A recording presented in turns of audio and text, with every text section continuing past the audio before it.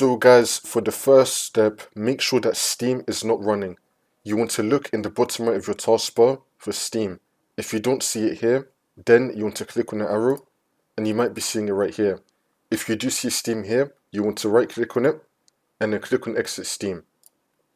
And now once that's been done, you want to go to Search and type in File Explorer. Click on it. For the next step, we're going to delete the Steam cache folder. So you want to go to Search and type in %local app data %sign. Click on it.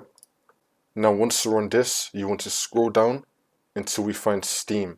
Here it is. You want to delete this folder. Don't worry, we're going to get the folder back. Now you just want to open up Steam again, and the folder is going to be automatically recreated, and then the problem should be fixed.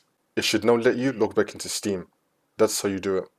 If that's still not working, then for the second method, you want to go to Search and type in Add or Remove Programs. Click on it. And now once you're on this, you want to find Steam. Once you find Steam, you want to click on the three dots, Uninstall, and then you want to uninstall Steam.